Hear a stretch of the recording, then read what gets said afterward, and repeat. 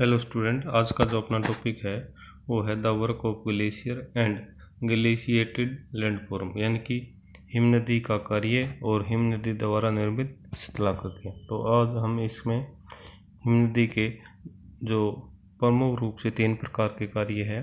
पहला है अपर्दन, और उसके बाद परिवहन, और उसके बाद निक्षेपण। तो इन सब के बारे में जानने की कोशिश करेंगे और प्रमुख रूप से हम अपना हिमनदी के अपर्दन कार्य और उसके द्वारा निर्मित विभिन्न प्रकार की शिलाकृतियों का अपना अध्ययन करेंगे। तो जैसे कि हम पहले बात कर चुके हैं कि ग्लेशियर क्या होता है। एक हिम की विशाल जो राशि होती है, वो जो मूवमेंट करती है, गति करती है, उसको सामान्य शब्दों हम क्या कहते हैं, अपना हिमनदी या ग्लेशियर कहते हैं। ठीक है, देखिए हिमनदी जो है वो अपना अपर्दन का कार्य जो है वो 2 रूपों में संपन्न करती है। पहला है पल्किंग और अब्रेजन, यानी कि अब्रेजन जो कि हम नदी वाले चैप्टर में और अपना तरंगों वाले चैप्टर में, समुद्री तरंगों वाले चैप्टर में कर चुके हैं कि अब्रेजन, या फिर अपना हिंदी में इसको अपघर्षण कहेंगे। अपघर्षण क्या होता है? अपघर्षण में जो सामग्री भौगोलिक प्रक्रम अपने साथ लेके चलता है उनको टूल के तौर पे, यानी कि अपना उनको एक टूल बना करके उनको यूज करता है, उनसे अपर्दन करता है। तो इस प्रकार अपना जो हिमनदी है वो भी अपना विभिन्न प्रकार की जो सामग्री है उसको क्या करती है, अपना टूल के तौर पे यूज करती है, जिनसे कि रास्ते में अपने घाटी में अपर्दन का कार्य करती है। इस सामग्री को सामान्य तौर पे मोरेनिक मटेरियल या हिमोड सामग्री कह सकते हैं, जिसके द्वारा अपना विभिन्न प्रकार का अपर्दन कार्य करती है। ठीक है, दूसरा जो रूप है पल्किंग का, जिसको हिंदी में उत्पाटन कहते हैं, इसमें क्या करती है, अपना हिमनदी अपनी ताकत से या अपनी पावर से रास्ते में आने वाली असंगठित जो चट्टान है या अदृढ़ खंड, यानी कि जो कम मजबूत चट्टान है और जो कि बिल्कुल अपना आपस में जुड़ी नहीं है, उसमें क्रैक्स है या वो कहीं से लूज है, तो वो क्या करती है, उनको अपने रास्ते से हटाती चलती है, उनको उखाड़ती फेंकती चलती है। ठीक है, इस प्रकार 2 रूपों में अपना अब्रेजन एंड पल्किंग, इन 2 रूपों में हिमनदी का अपर्दन कार्य क्या होता है, संपन्न होता है। आगे है अपना हिमनदी के अपर्दन द्वारा निर्मित विभिन्न प्रकार की शिलाकृतियाँ। ठीक है, देखिए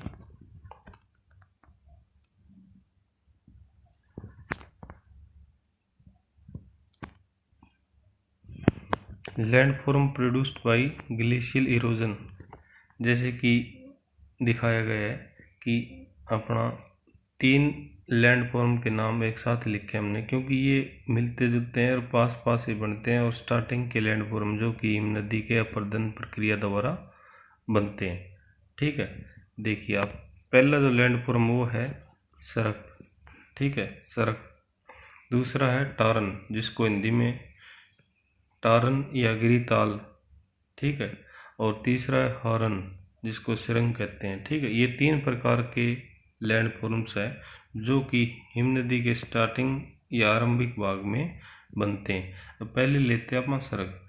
सरक क्या होता है कि जब ऊंचे पर्वतीय प्रदेशों में अपना जो हिम होती है वो फिसल कर नीचे आ जाती है, टूट कर नीचे आ जाती है, तो वहाँ पे क्या होता है, उस एरिया के अंदर अपना बड़े गड्ढा बन जाता है या होल बन जाता है, बड़ा वहाँ जगह बन जाती है, जिसमें क्या होता है, उसके अंदर 3 ओर से ढाल तीव्र होता है और एक ओर से ढाल मंद होता है। जैसे कि आप देख सकते हैं, ये इस डायग्राम में ये यहाँ पे दिखा रखा है। इस एरिया में 3 ओर ढाल क्या है, तीव्र है, और इस साइड में ढाल क्या है, मंद है। तो ये सरक इस प्रकार से, यानी कि ऊंचे पर्वतीय भागों में अपना जो बर्फ टूट के गिरती है तो वहाँ पे बड़े गड्ढे बन जाते हैं।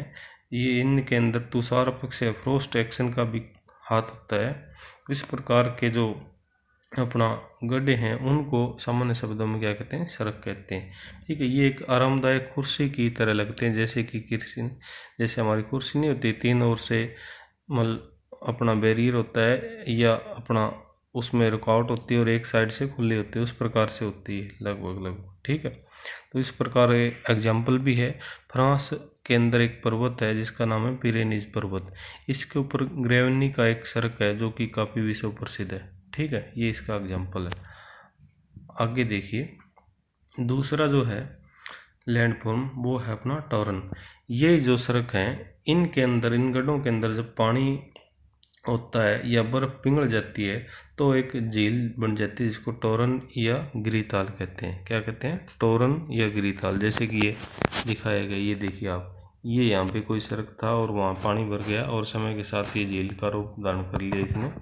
ठीक है, तो इसको गिरिताल या टोरन कहा जाता है। ठीक है, और ये विभिन्न प्रकार के सड़क यहाँ पे दिखा रखे हैं, देखो। अगली जो स्थलाकृति है वो हॉर्न। हॉर्न में क्या होता है, जब किसी पर्वत की विभिन्न डालों पर समान ऊंचाई पर अनेक प्रकार के सर्क बढ़ जाते हैं तो वो क्या करते हैं, अपने शीर्ष की दीवार को तेजी से काटने लग जाते हैं। इसके परिणाम स्वरूप क्या होता है कि जो सड़कों के बीच एक पिरामिड के आकार की एक नुकीली चोटियां बन जाती है। यानी कि अनेक जब सड़क बन जाते हैं तो वो जगह जगह क्या होता है, छोटी सी बन जाती है। जैसे कि अपना आप देख सकते हैं कि ये यहाँ पे सड़क है। ठीक है, तो इसमें क्या होता है, विभिन्न प्रकार की चोटी बन गई यहाँ पे, अलग अलग प्रकार की। देखो ये यहाँ पे ये चोटी बन गई, इधर ये बन गई, ये इस प्रकार की। तो ये जो नुकीली चोटियाँ होती है, ठीक है, नुकीली जो चोटियाँ होती है इनको अपना क्या कहते हैं, हॉर्न कहते हैं। सिरंग यानी कि शीरस हो जाता है एक किस्म का ये चोटी के रूप में। ठीक है, ये जो आकृति है वो तीसरे प्रकार की आकृति है, यह सतल रूप है। ठीक है, तो इस प्रकार के एग्जाम्पल भी हमें देखने को मिलते हैं। जैसे कि बताया, स्विट्जरलैंड में आल्प्स पर्वत श्रेणी का एक मैटरहॉर्न सुरंग जो है एक विश्व प्रसिद्ध और इस चीज़ का सर्वश्रेष्ठ उदाहरण है। ठीक है, तो आगे जो बताया है वो है कोल स्थलाकृति। देखिए कोल क्या होता है, a saddle like narrow depression formed by two headward eroding cirque that reduce and arrests। देखिए क्या बताता है कि जब किसी एरिया के अंदर किसी पर्वत की विपरीत डालों पर, यानी कि अपोजिट जो स्लोप है, विपरीत डालों पर एक ऊंचाई पर विभिन्न या दो विशाल सड़क एक अभिशीर्ष प्रदान करते हैं तो उनके पिछले भाग आपस में मिल जाते हैं, जिससे कि वहाँ क्या हो जाता है, एक आर पार दरा या पास बन जाता है, जिसको क्या कहते हैं, कॉल कहते हैं। जैसे कि बताया, कनाडियन और पैसिफिक रेल मार्ग हैं वो ऐसे ही एक कॉल से गुजरते हैं, बर्फीले एरिया से। यानी कि जब दो शीर्ष वाले दो जो सड़क हैं उनके अपर्दन की वजह से जो है वो वहाँ पे एक रास्ता बन जाता है और उसकी वजह से अपना एक जो स्थलाकृति बनती है जिसको हम कोल के नाम से जानते हैं। ठीक है, अगली जो स्थलाकृति है वो है अपना कॉम्ब्रिज, यानी कि कंगीनुमा कटक। कंगीनुमा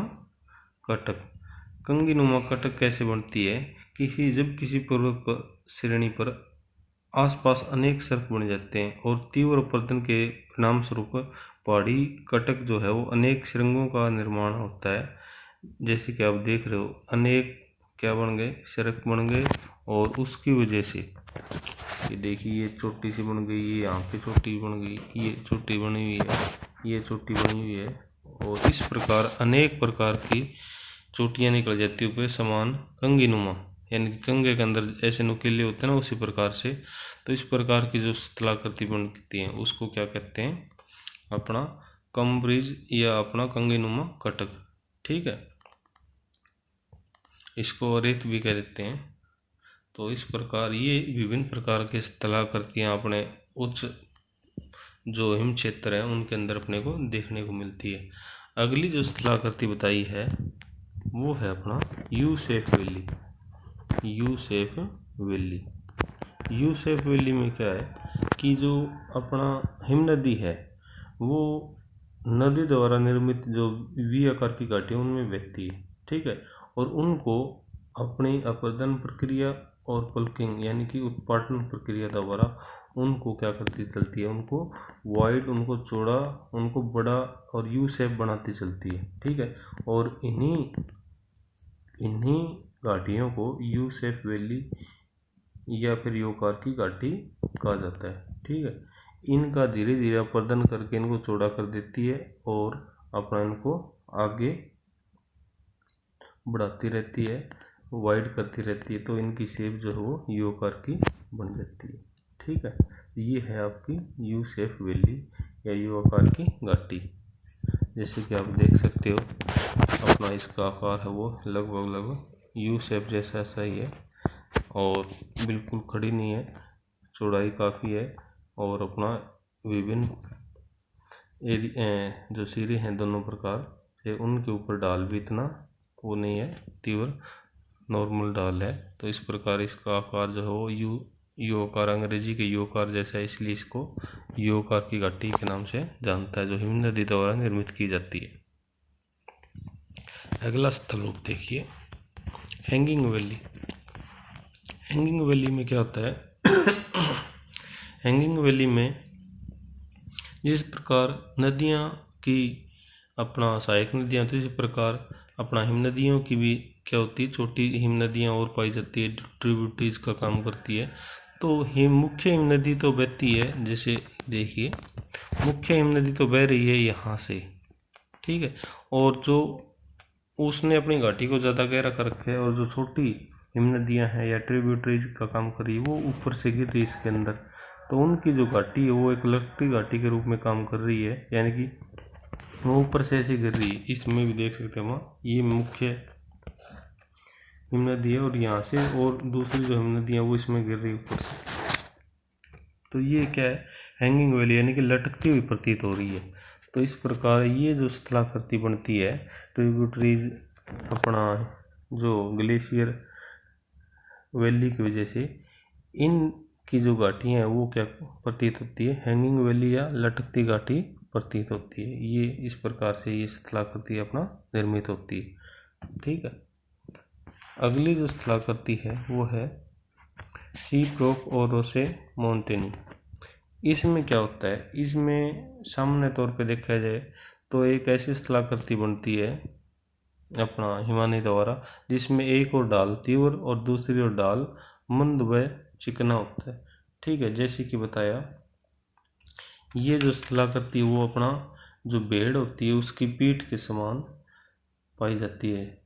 जैसे बताया है कि वो कार जिसमें एक और डाल मंद व चिकना, दूसरी ओर डाल तीव्र ऊबड़ खाबड़, सेल बेड़ पीठ या रोस माउंटेन कहा जाता है उसको, क्योंकि दूर से ऐसी आकृति बैठी हुई भेड़ की पीठ की जैसी दिखाई देती है। इस प्रकार के एग्जाम्पल भी कई जगह देखने को मिलते हैं, ठीक है। जैसे हम देख पा रहे हैं कि एक साइड जो है वो देखिए डाल थोड़ा तीव्र है और दूसरी साइड डाल बिल्कुल मंद होता जाता है। तो इस प्रकार की जो भेड़ की पीठ होती है उसके समान इस प्रकार की स्थलाकृति होती है, ठीक है। इसीलिए इसको भेड़ पीठ या रोसी माउंटेन के नाम से कहते हैं। अगली स्थलाकृति देखिए, क्रैग एंड टेल टोपोग्राफी। इसमें क्या होता है कि एक साइड तो डाल बिल्कुल खड़ा होता है और दूसरी साइड काफ़ी ज़्यादा लंबा एक पूंछ के आकार का अपना एरिया बिछा होता है। तो इसमें जो बनता है उसकी प्रोसेस को समझते हैं। कई बार क्या होता है, अपना हिम नदी के मार्ग जो है रास्ता है उसके अंदर बेसाल्ट या ज्वालामुखी फलक जो होता है उस जैसी दृढ़ और कठोर चट्टान रास्ते में आ जाती है, जिसकी वजह से क्या होता है हिम नदी के प्रवाह की दिशा की ओर कठोर चट्टान पर फैली मिट्टी का जो अपरदन है वो प्रोसेस तेजी से होने लग जाती है, यानी कि मिट्टी का अपरदन हो जाता है। और पलक की तीव्र डाल पर चढ़ने के बाद हिम नदी दूसरी ओर नीचे उतरती है, तो दूसरी ओर की मिट्टी का अपेक्षाकृत कम अपरदन होता है, क्योंकि यहाँ पर सेल की हिमनद का संरक्षण प्राप्त हो जाता है और इस कारण दूसरी ओर चट्टान का डाल मंद, हल्का और अपना कम होता है। ऐसे लगता है कि कठोर चट्टानी पलक को पीछे से असंगठित अपोड की एक लंबी पूंछ लग गई हो। ठीक है। इस प्रकार कहने का मतलब है, ये देखिए इसको अपन थोड़ा समझते हैं। ये है आपकी कोई ज्वालामुखी प्लग यहाँ पे, और ये डायरेक्शन है, ये डायरेक्शन है किसकी, ये ग्लेशियर की, इधर गैर है।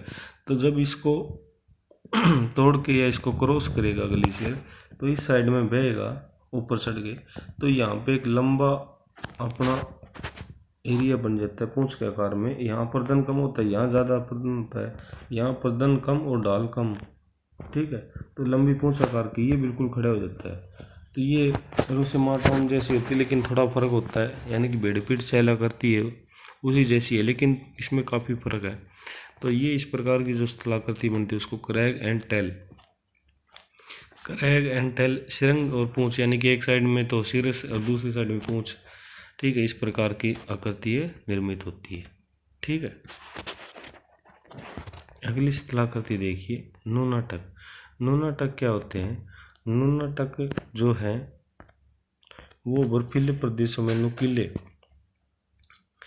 चट्टानी टीले होते हैं, चोटियाँ होती है पहाड़ी, जो कि अपना इनके जो शीर्ष होते हैं वो अपना इनके शीर्ष पर बर्फ का आवरण नहीं होता, आसपास बर्फ का आवरण देखने को मिलता है। देखिए जैसे ये है, ये विभिन्न प्रकार के नुकीले टीले से चोटियाँ दिखाई दे रही है। इन्हीं को क्या कहते हैं? इन्हीं को नुनाटक के नाम से जाना जाता है। ये विभिन्न प्रकार के नुनाटक अपना ग्रीनलैंड है, उत्तरी ध्रुव है के जो निकटती द्वीप है उनको देखने को मिल सकते हैं। ठीक है, अगली जो स्थलाकृति है वो है ग्लेशियल थ्रोज एंड ग्लेशियल स्टैरवे। इसमें क्या होता है? ग्लेशियल थ्रो यानी कि हिमगर्त और हिम सोपान, 11 नंबर पे जो स्थलाकृति बताई है, इसके अंदर मुख्य रूप से अपना हिम नदी जो है अपने रास्ते में पड़ने वाले एरिया के अंदर बरस जब पड़ जाते हैं तो वहाँ पे कई कगार बन जाते हैं, और उसके ऊपर से हिम नदी जब गुजरती है तो हिम नदी अपने अपघर्षण उत्पाटन से क्या करती है, वहाँ ऐसे विशाल सोपान या सीढ़ी नुमा स्थलाकृतियाँ बना देती है, जिनको क्या कहते हैं, जिनको दैत्याकार सोपान या सोपान के नाम से जाना जाता है। इन सोपानों के जो ढाल होते हैं वो लगभग अपना 30 से 300 मीटर तक पाए गए हैं। ठीक है, और कई किलोमीटर ये चौड़े होते हैं। प्रत्येक हिम सोपान क्लिप के पास एक हिमगर्त या शिलागर्त होता है। ठीक है, जैसे कि ये सीढ़ीनुमा स्थलाकृति होती है जो ग्लेशियल थ्रो एंड ग्लेशियल स्टारवे होते हैं, तो और वहाँ पे गर्त भी पाए जाते हैं। ठीक है, अगली जो बताई है वो है फ्योर्ड्स। इसमें क्या होता है कि जो ऊंचे अक्षांश है वहाँ हिम नदियाँ न केवल, जैसे समझिए हिम नदियाँ जो है वो न केवल समुद्र में प्रवेश करती बल्कि अपनी घाटी जो है, ये देखो ये घाटी जो है इसको समुद्र के अंदर तक ले जाती है, और इसको समुद्र के जो एरिया उसके बराबर या उससे ज़्यादा नीचा या उससे ज़्यादा गहरा कर देती है। तो इस प्रकार की जो समुद्र के अंदर बनी हिम नदियों की घाटियाँ जो है वो अपना काफ़ी गहरी होती है और समुद्र के अंदर तक प्रवेश करती है। वो इस प्रकार की घाटियों को फ्योर्ड्स के नाम से जानते हैं। इस प्रकार की घाटियाँ अपना कहीं कहीं तो 1800 मीटर तक गहरी पाई गई है। नॉर्वे, ग्रीनलैंड और अलास्का, न्यूजीलैंड के समुद्री तटों पर अनेक प्रकार के फ्योर्ड्स हमें देखने को मिल सकते हैं। ये देखिए आप पूरा डायग्राम, ये देखिए समुद्र के अंदर तक ले आई है हिम नदी अपने बर्फ को, और उसको घाटी को भी काफ़ी गहरा कर रखा है। ठीक है, ये देखिए डायग्राम में किस प्रकार हिम नदी अपना समुद्र तक अपनी घाटी को काटती है और उसको गहरा बनाती है। इसी प्रकार की स्थलाकृतियों को फ्योर्ड्स के नाम से जानते हैं। ठीक है, अगली जो स्थलाकृति है वो है अपना ग्लेशियल लेक्स या ग्लेशिएटेड लेक। ये जो है अपना हिमज झीलें कहते हैं इनको।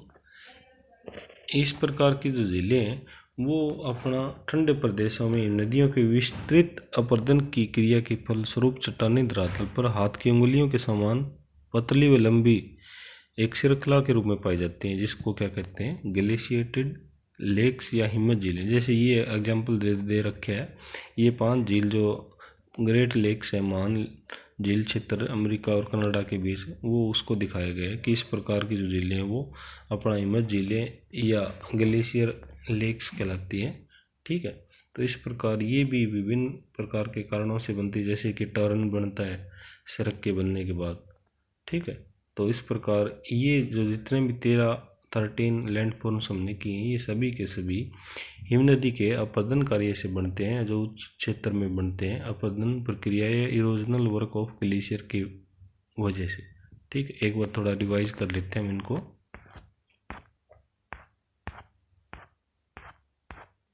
देखिए चैप्टर अपना है the work of glacier and glaciated landform. ठीक है, जैसे हिमनदी की परिभाषा बता दी, फिर भी रिपीट कर लेते हैं। एक विशाल बर्फ की राशि या हिम की राशि जो कि ढाल के अनुसार अपना ग्रेविटी अन्य कारणों की वजह से अपना बहती है, और वो अपना सामान्य तौर पे क्या कहलाती है, एक हिमानी या हिमनद या ग्लेशियर कहलाती है। ठीक है, जैसा कि चित्र में देख सकते हैं आप।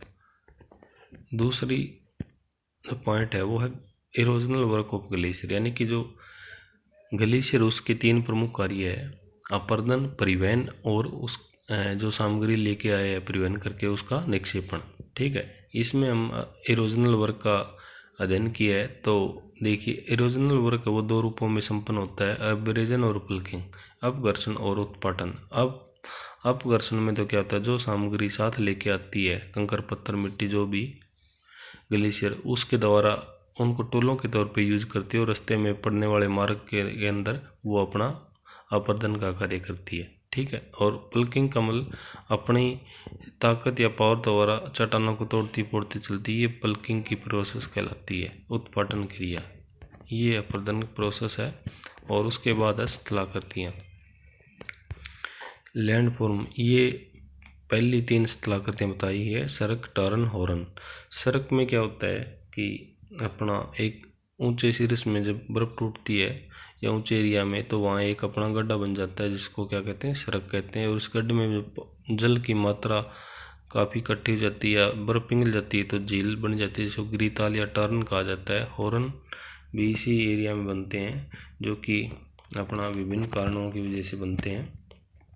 ठीक है, तो ये इस प्रकार से 3 स्थलाकृतियाँ ऊपरी एरिया में बनती है, जैसा आप डायग्राम में देख भी सकते हैं। अगला है कोल। कोल क्या होता है, कोल भी अपना उच्च एरिया में या स्टार्टिंग एरिया में बनता है। इसके बारे में थोड़ा अपना दोबारा जान लेते हैं।